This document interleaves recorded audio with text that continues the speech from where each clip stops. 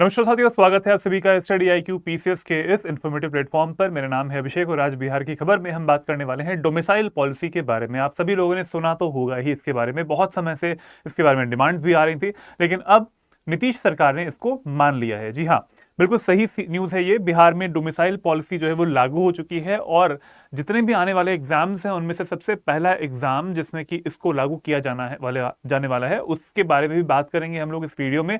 शुरुआत से अंत तक पूरा वीडियो देखेगा, लास्ट में क्वेश्चन है उसका भी आंसर देना है आपको कमेंट बॉक्स में। किसका आंसर सही होता है देखते हैं। स्टार्ट करते हैं इस वीडियो को। न्यूज का आर्टिकल आप देख पा रहे हैं, निवास प्रमाण पत्र नहीं चलेगा, बिहार के अभ्यर्थियों को कैसे मिलेगा डोमिसाइल का लाभ। तो अभी हो क्या रहा है कि डोमिसाइल जो है वो रिजर्वेशन देता है। डोमिसाइल जो है यहाँ पर जो पॉलिसी आई है उससे मिलेगा एस्पिरेंट्स जो हमारे एग्जाम देने वाले हैं, जितने भी हमारे परीक्षार्थी होते हैं, अभ्यर्थी होते हैं जो कि कॉम्पिटिटिव एग्जामिनेशंस की तैयारी करते हैं, उन्हें मिलने वाला है रिजर्वेशन। अब न्यूज के आर्टिकल्स में भी ये चीज लिख के आ रही है, बिहार के सभी युवाओं को नहीं मिलेगा डोमिसाइल नीति का फायदा। जानिए क्या है सरकार का फॉर्मूला। और शिक्षक भर्ती, जो मैंने आपसे बताया कि किस एग्जाम में सबसे पहले इसका फायदा मिलने वाला है, वो है शिक्षक भर्ती या फिर बोल सकते हैं TRE की परीक्षा। TRE 4 जो होने वाला है अभी कुछ समय में, और उसमें इस जो डोमिसाइल पॉलिसी आई है इसका पूरा पूरा फायदा मिलने वाला है हमारे एस्पिरेंट्स को। बहुत ही खुशी की बात है उन सारे एस्पिरेंट्स के लिए जो कि बिहार से बिलोंग कर रहे हैं। लेकिन यहां पर एक कैच है, वो ये कैच है कि जिन लोगों के पास में निवास प्रमाण पत्र है, डोमिसाइल जो होता है सर्टिफिकेट होता है, वो ही सिर्फ काफी नहीं होगा। और ये एक तरीके से हम ये भी बोल सकते हैं कि सरकार ने इस चीज को स्पष्ट कर दिया है कि डोमिसाइल अगर आपके पास में है सिर्फ, तो आप लोगों को ऐसा हो सकता है कि आपको रिजर्वेशन ना मिले इसके लिए। तो कौन से 2 सर्टिफिकेट चाहिए होंगे, वो जो 2 सर्टिफिकेट है उसके बारे में अभी हम बात करेंगे इसके आगे। तो न्यूज के आर्टिकल्स भी यहां पर आप देख पा रहे हैं, ये इस चीज को कवर कर रहे हैं। कैबिनेट की तरफ से जब ये डिसीजन आया तो उसके बाद में सूचना और जनसंपर्क विभाग की तरफ से यहां पर इंफॉर्मेशन भी दी गई और जो रूल्स हैं उसमें चेंजेस भी किए गए। किसमें?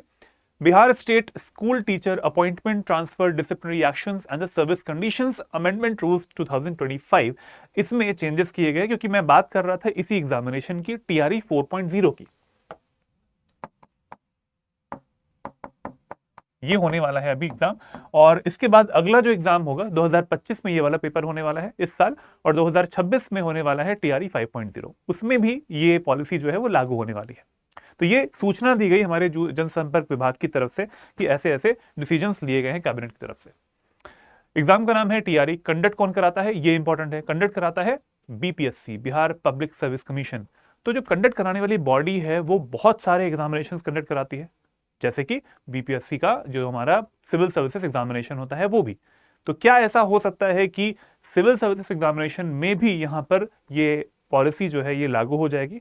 हम देखेंगे आगे कि फ्यूचर में क्या हो सकता है, लेकिन अभी के लिए ये जो एग्जाम है TRE वाला उसमें लागू होने वाली है ये वाली पॉलिसी।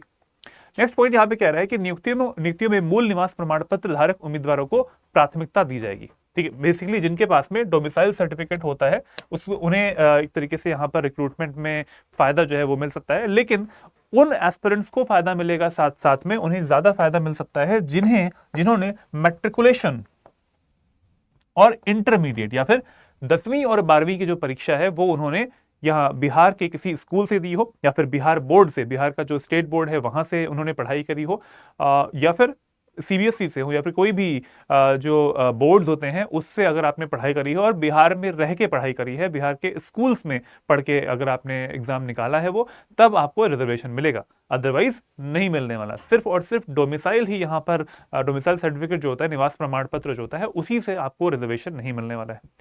तो यहां पर कुछ लोग ऐसे भी होते हैं जिनके पास में डोमिसाइल है लेकिन वो किसी अदर स्टेट से पढ़ के आए होते हैं, तो उनके लिए क्या है, उनके लिए यहां पर रिजर्वेशन नहीं मिलने वाला है। वो अनरिजर्व्ड की कैटेगरी में माने जाएंगे।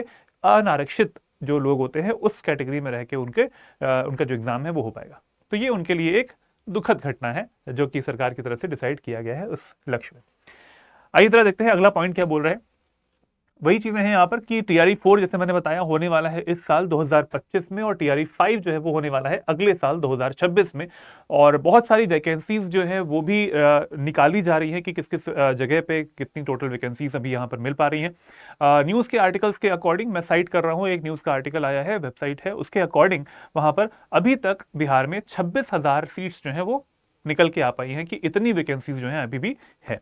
तो अभी अच्छी खासी वैकेंसीज आने वाली है। टीआरई की भी बीपीएससी की तरफ से कंडक्ट करवाया जाता है। अगर आप लोग तैयारी करना चाहते हैं तो आप करना स्टार्ट कर सकते हैं टीचिंग वैकेंसी वाले पार्ट में। ठीक है, चलिए नेक्स्ट यहाँ पर जो पॉइंट है वो ये कह रहा है कि टीआरई 5 के आयोजन से पहले एसटीईटी आयोजित कराने के लिए भी इसके लिए निर्देश दे दिए गए हैं, जो कि एक पेपर होता है एसटीईटी, और वो भी जरूरी है। नेक्स्ट पॉइंट यहाँ पे कह रहा है कि यह स्पष्ट कर दिया गया है कि केवल आवासीय प्रमाण पत्र से अभ्यर्थियों को लाभ नहीं मिलेगा, बल्कि 10वीं और 12वीं की जो कक्षा है वो उत्तीर्ण करने वाले जो छात्र होंगे उन्हें ही यहाँ पर लाभ मिलने वाला है। जैसे कि मैंने बताया, ना ही सिर्फ निवास प्रमाण पत्र, बस आपको पढ़ना पड़ेगा। बिहार से अगर आप पढ़े हैं तभी आप यहाँ पर जॉब मिल पाएगी आप लोगों को रिजर्वेशन के साथ में। अदरवाइज क्या है कि वो तो आप जनरल की कैटेगरी की तरह माने भी जाएंगे। नेक्स्ट पॉइंट यहाँ पर कह रहा है कि students studying in the schools और colleges of Bihar will get 40% reservation. 40% reservation मिल पाएगा उन्हें टीचर रिक्रूटमेंट के लिए। और साथ में यहाँ पर कह रहा है कि ये नीति 2025 से मतलब इसी साल से लागू होने वाली है, और बाकी जितने भी 50% सीट्स हैं वहां पर योग्य उम्मीदवार आयोजन जो है वो कर सकते हैं, चाहे वो बिहार के हो या फिर किसी और राज्य के हों तब भी। अब आपको ये थोड़ा सा आइडिया लग नहीं रहा होगा कि ये 40% क्या है, 60% क्या है। इसको थोड़ा क्लियरली बता देता हूं कि क्या परसेंटेज रखा गया है। तो देखिए यहां पर आप देख पा रहे होंगे, टोटल जो रिजर्वेशन की बात हो रही है वो है 85% का आरक्षण बिहार के स्टूडेंट्स के लिए, बिहार के एस्पिरेंट्स के लिए जो एग्जाम में बैठना चाहते हैं। एग्जाम कौन कौन से, टीआरई 4 और टीआरई 5 वाला जो है उसमें अभी के लिए तो यही है। कंडक्ट कौन करा रहा है, again BPSC, Bihar public service commission जो है, लोक सेवा आयोग, ये एग्जाम कंडक्ट कराता है। और शिक्षकों की बहाली में 85% का आरक्षण जो है यहाँ पर मिलने वाले। 85% बहुत बड़ा एक नंबर है राज्य के एस्पिरेंट जो है उनके लिए, क्योंकि बिहार के ही लोग यहाँ पर एग्जाम दे पाएंगे, इतना आरक्षण उन्हें मिल पाएगा, और सबसे ज्यादा नंबर जो है वो बिहार के लोगों की ही होगी। अब यहाँ पर आता है कि भाई 85% किस तरीके से डिवाइड किया गया है। इससे पहले वाली साइड में 40 और 60 क्या लिखा हुआ था, आइए देखते हैं। मंत्रिमंडल की जो बैठक हुई है इसके बाद में कैबिनेट के सचिव हैं, मुख्य सचिव हैं डॉक्टर एस सिद्धार्थ, उन्होंने बताया कि बिहार में जातीय तौर पर 50% और आर्थिक रूप से कमजोर वर्ग के लिए आरक्षण कितना है, 10% का। तो टोटल मिला के देखा जाए, जातीय रूप से 50% का रिजर्वेशन मिलके आ पा रहा है, और 10% है इकोनॉमिकली जो सेक्शंस वीकर होते हैं उनके लिए। टोटल मिला के कितना हो गया, 60% हो गया। बचा कितना, 40%। तो 40% जो है यहाँ पर वो अनारक्षित सीट्स होती हैं। ठीक है, अभी तक ये वाला पार्ट कितना हो गया था, 60 कवर हो गया था, बचा कितना, 40%। 40% जो है वो अनारक्षित के रूप में हमने यहाँ पे देखा है कि उसको रखा गया है। अब आगे क्या होता है, इस 40% में हम देखते हैं कि यहाँ पर 40% अनारक्षित जो सीटें आ रही हैं यहाँ पर, इनमें से 35% सीट बिहार मूल की महिलाओं के लिए रिजर्व हो चुकी हैं। अब इस 40% में से 35% कंसीडर कीजिए, यहाँ पर 40% सीट्स जो है कंसीडर दैम एज द 100%, इसमें से 35% जो है वो किसके लिए हो गई है, महिलाओं के लिए हो गई है। बचा कितना उसमें से, 65%। 65% जो है यहाँ पर बचा रह गया है, उसमें से 40% जो है यहाँ पर आरक्षित कर दी गई हैं, ये अभी जो मैंने आपको इस आर्टिकल के दौरान बताया।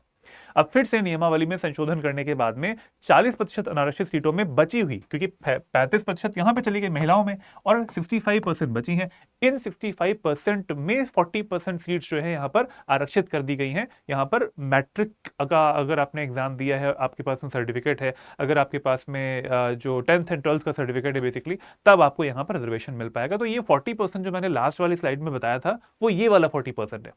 टोटल मिला के देखा जाए तो आपका 85% का आरक्षण आपको मिल रहा है इस वाले एग्जाम में। अभी के लिए बीपीएससी जो एग्जाम कंडक्ट करवा रहा है वो ये सबसे बड़ा एग्जाम भी होता है, और मतलब टीचर्स के लिए सबसे बड़ा एग्जाम होता है। तो इसमें अगर आप बैठना चाहते हैं तो डेफिनेटली बहुत ही एक अच्छा एक मौका है इस बार टीआरई 4 के लिए और टीआरई 5 के लिए भी। आई थिंक ये समझ में आ गया होगा अब आप लोगों को कि जो रिजर्वेशन की बात की जा रही थी इस डोमिसाइल पॉलिसी जब से लागू हुई है उसके बाद से, तो ये 40% कहाँ से आया है। टोटल मिला के देखा जाए तो परसेंटेज इस तरीके से सेग्रीगेट करके दिखा दिया मैंने। चलिए, ये हो गई आज की बात। आज के इस आर्टिकल में हमने ये जाना कि डोमिसाइल पॉलिसी लागू हो चुकी है, लेकिन एक सर्टिफिकेट से काम नहीं चलने वाला है, जो कि निवास प्रमाण पत्र है। चाहिए होंगे आपको 2 सर्टिफिकेट, 10th और 12th की जो एग्जाम होता है उसकी मार्कशीट, उसके सर्टिफिकेट चाहिए होंगे, उसी से आपको यहाँ पर रिजर्वेशन मिलने वाला है। ये वाला क्वेश्चन पूछा था मैंने लास्ट हमारा जो बिहार की खबर का वीडियो आया था उसमें, इसमें पूछा गया था मैंने, BREDA, Bihar renewable energy development agency इसका एस्टैब्लिशमेंट किस साल में हुआ था? तो इसका जो करेक्ट आंसर है वो हो जाएगा बी ऑप्शन 1987। आज का जो क्वेश्चन है वो है ये, बीपी मंडल आयोग की स्थापना पिछड़ेपन के कारणों का अध्ययन करने के लिए की गई थी, किसके लिए?